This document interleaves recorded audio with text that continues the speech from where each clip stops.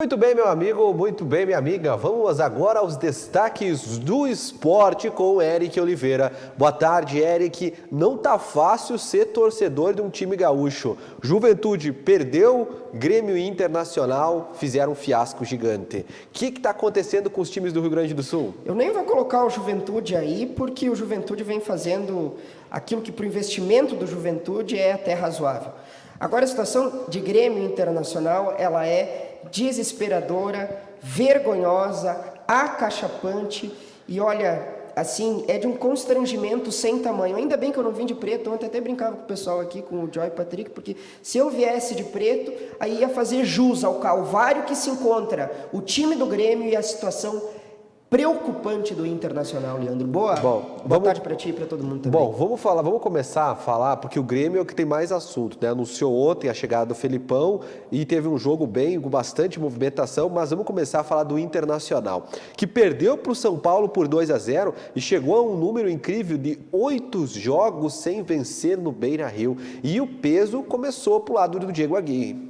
Colocou, mas o Diego Aguirre, Leandro, e eu imagino que a torcida colorada deve concordar comigo que o Diego Aguirre é o menor dos culpados dentro desse cenário em que o Internacional se colocou, de uma defesa que escancara diversos problemas, de um meio-campo que já não consegue, com a ausência do Tyson, produzir muita coisa, Johnny e Dourado perdidos. O Diego Aguirre até tentou colocar o Bruno Mendes pelo lado direito, porque ele estava com algumas ausências, o Saravia não vem jogando, olha, pouquíssimo futebol.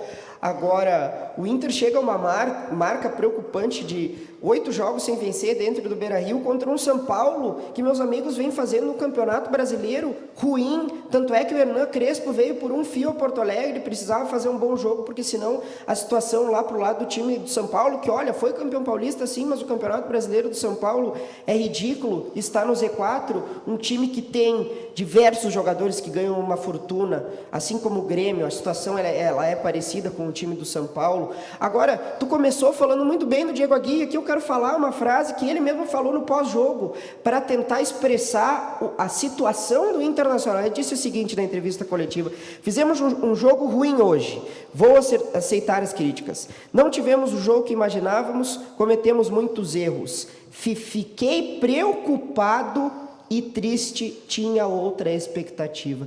Tá aí o Diego Aguirre, talvez ele não tivesse ainda a compreensão do tamanho que o buraco era, e depois na coletiva ele falou: estou preocupado e triste, porque o Internacional, ele tem uma defesa extremamente vulnerável, ele não tem peça de reposição.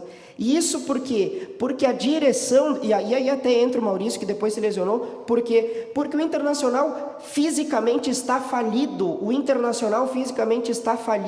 e aí não é culpa do Diego Aguirre, é culpa da direção do Internacional, que faz uma gestão do Alessandro Barcelos, João Patrício Herman e Paulo Brax, péssima em contratações, colocou um técnico, um estagiário, um técnico com 100 dias de profissional aqui e está colhendo os frutos agora. E sabe quem que paga o pato? O associado do Internacional, o torcedor do Internacional, que agora o Diego Aguirre, coitado do Diego Aguirre, está tendo que resolver esses problemas. Eu não sei se ele vai ter toda esse culhão para conseguir fazê-lo. Eu espero que sim. Por falar em técnico estagiário, Eric, a situação do Grêmio, o do Thiago Gomes, demorou 16 segundos para a esperança da direção tricolor de encaixar. E ontem, após uma derrota impressionante para o Palmeiras, uma derrota que até já era esperada, mas que foi muito mais doída, o anúncio veio aí do Felipão. E agora? E agora, eu acho que a torcida do Grêmio tem que respirar fundo, e o Felipão é uma luz que pisca no final desse túnel. Eu acho que eu concordo contigo, esse resultado, a torcida do Grêmio já esperava uma derrota para o Palmeiras. Aliás, não conseguiu vencer ainda o Juventude, do Sport Recife, do Fortaleza, do Atlético Goianiense a vencer do Palmeiras, que, se eu não estou enganado, até assumiu a liderança do Campeonato Brasileiro. Não sei como foi o jogo do Bragantino. Empatou, assumiu a liderança. Não sei como está, mas o Palmeiras é um time atual campeão da Copa do Brasil, está jogando muita bola. Mas o duro é que ontem, Leandro, nós vamos falar do Felipão depois, ontem o jogo, vou falar do jogo, o jogo foi vergonhoso para o Grêmio. O Grêmio me lembrou, acho que até pior do que quando o Inter estava com Miguel Ángel Ramírez. O Grêmio não tem nada, o Grêmio não tem absolutamente nada. O Grêmio é um amontoado de jogadores que ganham uma fortuna dentro de campo, não tem nada. Tentam individualmente algum recurso, fazer uma jogada individual para conseguir ver se sai alguma coisa. Jeromel, Kahneman, estão todos perdidos. Taticamente o Grêmio não tem nada, estrategicamente eu defendi o Thiago Nunes, mas eu não posso dizer que ele não tem culpa no cartório, porque o Grêmio, tecnicamente o Grêmio não tem nada, e é culpa sim do trabalho da comissão técnica, da antiga comissão técnica, e culpa da direção do Grêmio, que se acovardou e tem um time agora que abraçou a lanterna. E o Alan Dias, eu dou parabéns ao meu colega, nosso colega aqui, ele foi muito feliz no título. O Grêmio abraçou a lanterna, está com um calvário, a situação é acachapante. Ontem nós tivemos um 2-0, mas poderia ter sido 4, 5, o Palmeiras tirou o pé, muito pelos méritos desse time, mas muito inteligente o técnico do Palmeiras, que tirou o Daverson, centroavante, a defesa do Grêmio ficou perdida, e o Grêmio se escapou de tomar uma das maiores goleadas da história desse confronto entre o time paulista e o Grêmio. Agora, o que eu posso dizer é que a direção é culpada. Uma cena emblemática de ontem, Marcos Herman e Romildo Bolzan,